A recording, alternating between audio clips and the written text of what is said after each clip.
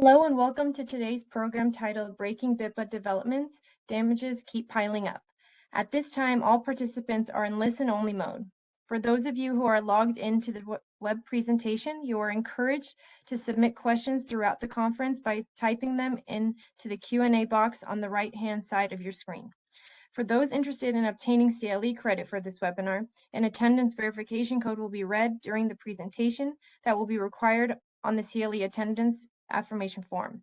Please write this code down as it will not be reread and is required for CLE credit. Copies of the webinar recording and materials along with CLE attendance form will be distributed to attendees in the days following the webinar. On the next slide, you will see a legal disclaimer.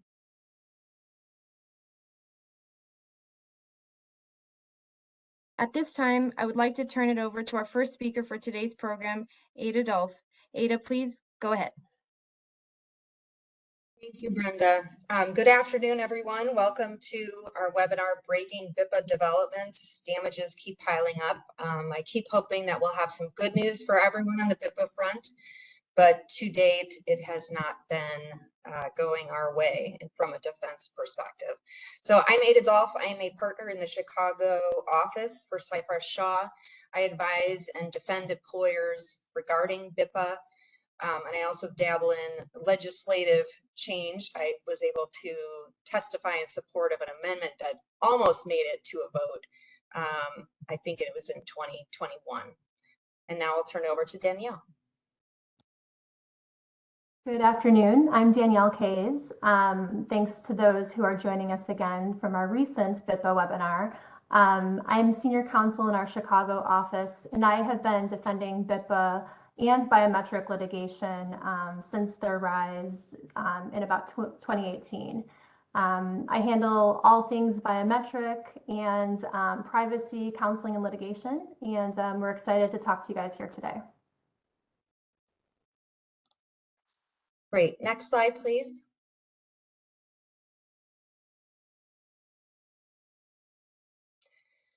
Okay, so some of you were likely on our last BIPA update where we did talk about this case, but it's worth reviewing again because it's part of the addition we're doing when we're adding the damages up. So Timms versus Black Horse Carriers, the long and short of it, as many of you are aware, is that the Illinois Supreme Court held that a 5-year statute of limitations applies for BIPA. The applicable statute of limitations has gone back and forth for years because the statute does not contain one. And from a defense perspective, they would argue that there is a privacy statute that involved privacy matters that would have a 5-year statute of limitations. And then the plaintiff's bar is arguing that, oh, excuse me, I think I said that backwards. Apologies. The defense was arguing that there's a statute of limitations regarding publication that would give you 1 year of statute of limitations. And the plaintiff side, of course, is arguing for the longer 5 years, arguing that there's nothing in the statute that refers to publication, which is a key word in the statute of limitations, that was for 1 year. So there's basically two choices up in front of the Illinois Supreme Court in this case. And it took a look at what had happened below it, which was that an appellate court had sort of split the baby and said, okay, for these sections, we think there's an argument that involves privacy and publication. Those will be subject to the 1 year limitation. And then the other portions will be subject to the 5-year catch-all. So the Supreme Court held essentially that that could not go on, that there had to be one uniform statute of limitations for BIPA. It took a look at a lot of policy reasons for that. And it also described if you were to proceed otherwise, that it would be sort of a nonsensical outcome of the statute and what the legislature intended. So the long and short of it is that we have now a firm information that the 5-year statute of limitations applies. Thank you. Next slide, please.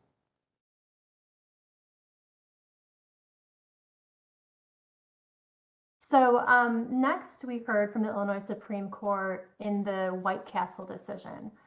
barely 2 weeks after the Illinois Supreme Court's Timms decision, and I have to make a bad joke here, Timms was decided on Groundhog Day. This was Groundhog's Day all over again. The Illinois Supreme Court decided what is universally deemed by companies as an even worse blow in BIPA. As many people know, the Illinois Supreme Court decided in that case that a new separate claim accrues under BIPA every time that a private entity scans or transmit, otherwise discloses, an individual's biometric information. So let's break that down, starting with the facts of the case. If ever there was a case where a plaintiff's claims would have been untimely under BIPA, this was definitely it, but the court held otherwise. So in this case, White Castle began utilizing a finger scanning technology in 2004. BIPA was not in effect at that time. BIPA, the statute, took effect in 2008. They continued using this technology, and in 2018, when BIPA claims began to arise, White Castle developed a policy and sought the plaintiff's written consent to scan her fingers. The plaintiff claimed that White Castle did not obtain her written informed consent as required under BIPA when it took effect in 2008, and she filed lawsuit shortly thereafter, a few months later in 2018. White Castle moved for judgment on the pleadings, arguing that the suit was time barred because the plaintiff's claims accrued and the statute of limitations period started to run when she was using the system in 2008 and the statute took effect. Now, back when this case was originally filed and during motion practice up until just, again, a few weeks ago, we didn't then know what the BIPA statute of limitations was.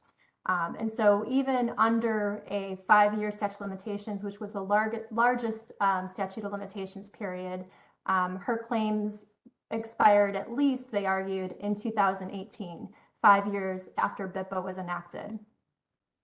The plaintiff countered that every unauthorized scan constituted a separate violation and that her claim accrued on each scan. Under that argument, her suit was timely. The case it was removed to federal courts, went up on appeal to the 7th Circuit Court of Appeals. The 7th Circuit certified the case and sent it to the Illinois Supreme Court for decision. The case was argued last May 2022, and it was just decided on February 17th, 2023. Now, as we said, again, the court held that a new separate claim accrues under every BIPA scan or disclosure. So for example, in the case of time clocks, which is a much litigated area, violations accrue every time a person clocks in or out of work, every workday for the entire period of the person's employment. In the decision, it was written by newly elected Supreme Court Justice Elizabeth Roquefort, who was sworn in December 2022, and was not on the Illinois Supreme Court bench during oral argument last year. And in fact, half of the Illinois Supreme Court bench turned over between the time of oral arguments and the decision last February. The court cited the plain language of the statute in its decision, and it reasoned that after the initial finger scan, an employee continues to use his or her fingerprint to access information, requiring that the finger be compared to a stored copy of the fingerprint. And that was the reason why a violation accrues the first time a scan is done, as well as each subsequent scan or collection. In spite of its ruling, the court recognized that the argument that its interpretation could entangle businesses in what businesses called astronomical damage awards, and businesses argued that it would constitute annihilative liability that the legislature did not contemplate when enacting BIPA, and subject the statute to constitutionality challenges. Though recognizing that potential and the potential for astronomical damages, the court held that, quote, where statutory language is clear, it must be given effect, even though the consequences may be harsh, unjust, absurd, or unwise. The Supreme Court did throw a bone to defendants facing litigation. They recognized an argument that defendants have been making for years, although, again, those issues have not been litigated very much because so many cases were stayed pending these decisions in Timms and White Castle. But the Illinois Supreme Court recognized that damages are discretionary under the Act. This comes from the plain language in BIPA that provides that a prevailing party may recover. And the court noted that no language in the Act suggested a legislative intent to authorize a damages award that would destroy businesses. The court said that trial courts certainly have the power and, quote, discretion to fashion a damages award to deter future violations without destroying defendants' business. The court's majority opinion ended with a very clear call to the legislature.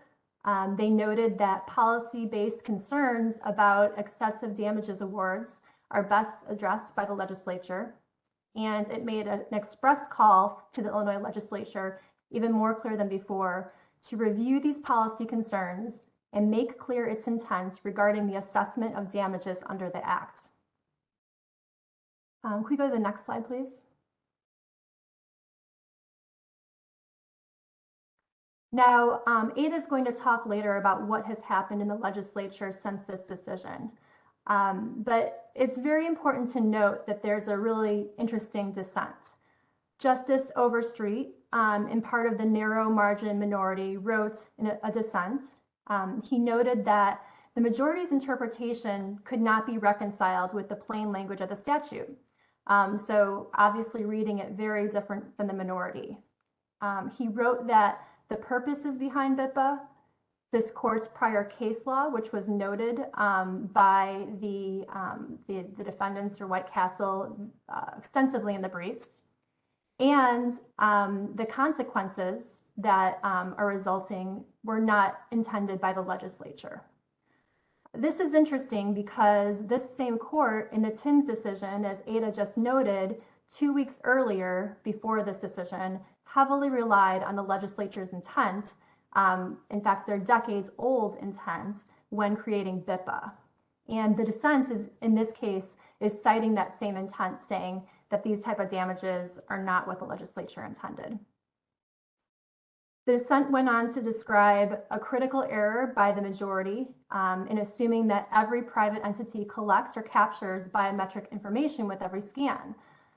They reasoned that this is because when a company obtains an employee's biometric information, only the first time that a fingerprint is scanned and not every subsequent time matters. And that's because, for example, in this case, on a subsequent fingerprint scan, White Castle already had that information. In other words, the subsequent scan did not collect any new information from the plaintiff, and she suffered no additional loss of control or loss of privacy in her biometric information. Again, the minority stressed in concluding that there's nothing in the Act indicating that the legislature intended to impose cumbersome requirements or punitive crippling liability on companies for multiple authentication scans of the same biometric identifier. What's very interesting about this case also is that during oral argument, neither party asked the court to hold that damages were available to a plaintiff based on a per scan theory. In fact, the plaintiff's counsel conceded that astronomical damages awards were not the intent of the legislature and that they could violate due process. Additionally, they noted that no BIPA plaintiffs had ever alleged they were entitled to recover liquidated damages for each scan. That's very telling. So here we are with this decision. Again, we'll talk about kind of what's happened with the legislature and where that stands.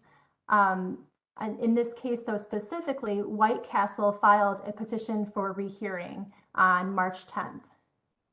Given the narrow majority in this case, it's possible this may have more likelihood of traction than in other cases. There were amicus briefs submitted by the Illinois Chamber of Commerce, the Illinois Manufacturers Association, the Restaurant Law Center. And at this point, it's only been a few days since that was filed, but when the petition for rehearing will be decided is unknown. So what does this mean? A lot of cases, the plaintiff's bar is moving to lift cases that were stayed pending this decision. Some judges are lifting those days, some are not, especially since the petition for rehearing was filed. As we noted again, this is the Illinois Supreme Court's second explicit call for the legislature to act following their BIPA decisions over the years. And this one is the most clear. Many companies have raised their concerns to the legislature, and again, we'll get into that in a minute. Absent such action from the legislature, though, it's clear that damages can be astronomical. And that is an argument that defendants are making and saying that BIPA is subject to due process challenges. Those are already being raised, and we can expect that that's something that will be continued to be raised and potentially appealed. Clearly, this type of decision has emboldened plaintiffs. They're continuing to expand the scope and the technologies that they're targeting. Settlement demands, for the most part, are increasing. And there are plaintiffs bringing cases even on an individual basis, seeking per scan damages. So in short, all of this is yet another reminder to closely watch the evolving BIPA landscape and to reach out in order to carefully and regularly review existing and new technologies in your policies and procedures. And I just wanted to add a couple of additional comments that struck me about this decision. The first is the procedural posture that it reached the Illinois Supreme Court on was a motion for judgment on the pleadings. So of course there, the court is required to assume as true the complaint allegations. And the complaint allegations are that a new fingerprint scan is collected each time someone clocks in. So that's, it seems to be the fundamental difference between the dissent and the majority. And I would say there's been lots of exploration of the technology in a much more fine, detailed way that could explain on summary judgment that there is no new information collected with subsequent clock-ins, that it's a numeric algorithm compared to the fingerprint. So I would just keep that in mind, and certainly this is still an argument worth making if you pending litigation, and think about really being very specific about what is being collected and for what purpose. Next slide, please. Oh. And I'll just add on to that. Absolutely, there are, now that cases are starting to proceed, there are still many substantive arguments that have not been explored or litigated because these cases have been on hold essentially for years. So there are arguments that we'll be making. We can expect those also will continue to be appealed probably as they're made and decided. Okay, so other developments that we wanted to point out that are also working their way through the courts is the Rogers versus BNSF railway case. Many of you know this was the first ever BIPA case to go to jury trial, and it resulted in an award of $228 million in damages, $5,000 per employee. So in that case, BNSF had argued that it itself did not collect the biometric information, that a third party did, and the court nonetheless held it responsible for the collection. Since the White Castle decision, both parties have sought a revisiting of that verdict. Of course, the plaintiff side is arguing that the damages count was too small, that it should have been per scan, not per employee. And then on the BNSF side, they're arguing that there's this discretion that a judge can use to lower or reduce some jury verdict of damages. So we'll have to see how those two play out. And then another one that we're watching is the Mosby versus Ingalls Memorial Hospital case. That one was an effort by Ingalls Memorial Hospital to say that the fingerprint scans that were occurring as part of timekeeping fell under an exclusion in BIPA, and the court concluded otherwise. Next slide, please.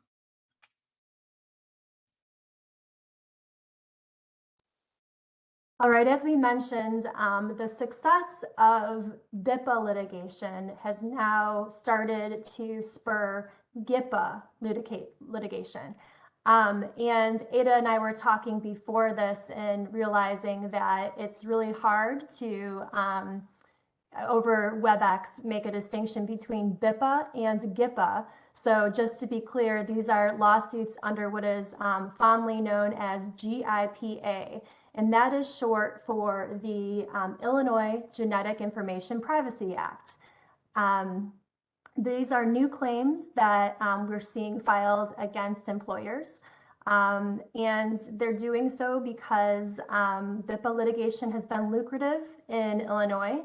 And the GIPA is very much fashioned in the same way, where there is a private right of action. And some courts have noted that just like similar to BIPA, individuals filing suit under the genetic GIPA don't need to prove that they suffered actual damages in order to recover. So GIPA restricts employers from making requests for genetic information as a condition of employment, and also making any employment decisions being affected by an individual's genetic information. We're seeing law firms are recruiting job applicants to file GIPA claims against employers. And in the recent lawsuits, plaintiffs allege that companies require job applicants to submit to a pre-employment physical as a condition of employment. And during that physical, the plaintiffs claim that the medical providers, the doctors, ask them to disclose their family's medical history as part of that, that physical. And they claim that that medical history is a form of genetic information. They say that the employers used that genetic information when making an employment decision. And while consent is not a factor in whether an employer can make an employment decision based on that information, they're also claiming that they did not provide consent to do so. GIPA provides even higher statutory damages than BIPA. They provide for negligent violations $2,500 per violation, in contrast to BIPA's $1,000 for negligent violations. And it provides a maximum statutory damage of $15,000 per intentional violation. Again, we're seeing these claims being filed against employers. This is something new, and because of the way the Illinois Supreme Court has decided, both Cathrone and the White Castle decision and Timms, we think that this is going to be a hot area that the plaintiffs' bar will continue to litigate. And I would just chime in, the low pleading standard that has been held to prevail under BIPA is surely going to be applied here because those statutes mimic one another quite a bit. So I think you should go into GIPA litigation with the understanding that most of the, if not all of the BIPA findings will be applied to this GIPA case. I think the other point about this new statute, which is, we've been haggling over consent and what constitutes consent under BIPA. Consent doesn't solve the problem under GIPA. If you collected it and it's done, it's over. No consent could have prevented that violation of the statute, at least as written. So again, this is another one that the legislature should probably take a look at before we start having regular seminars on GIPA litigation. Next slide, please. So as Danielle was saying, plaintiffs are expanding the technology they're targeting. They're using BIPA and claims like BIPA, including even privacy tort claims, to go after companies who are using biometric timekeeping or any other type of biometric information, face scan, facial recognition and that sort of thing. So if you're implementing new technology in Illinois that is scanning your employee in any way, it's certainly wise to consult with your counsel to try to understand the best way to implement that technology. Next slide. Before we go on, I just want to read the CLE code. It's SS as in Seyfarth Shaw 5587. So that's SS 5587. Next slide, please.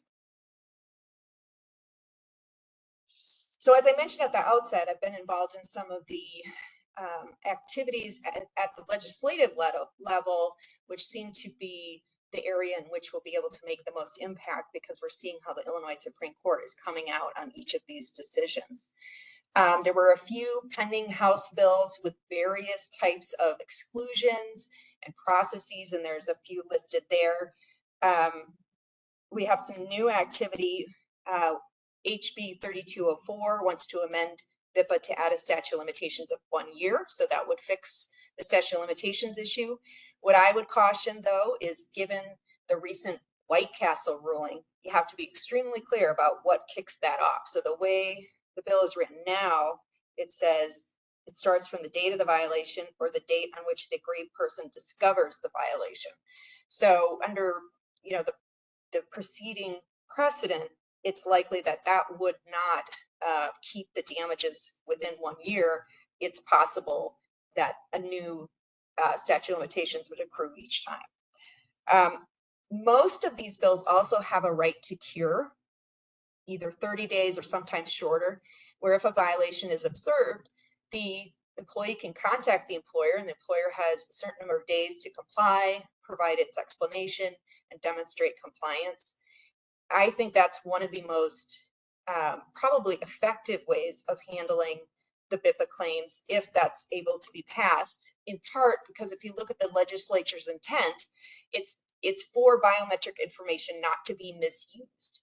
And as we've seen in literally all of the biometric timekeeping cases, which are the bulk of them, none of the claimants have been damaged in any way other than the statutory violation, which the Illinois Supreme Court has said is sufficient. So we don't have an incident of a fingerprint being reconstructed or misused. And the size of the damages that are punishing the companies for failing to comply with a very little known statute at the time it was enacted, it was focused on, consumer companies.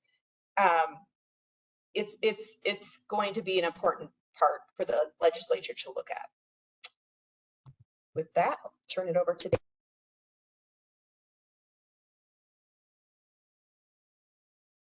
All right, just looking at some of the questions in our chat. We have just a couple minutes.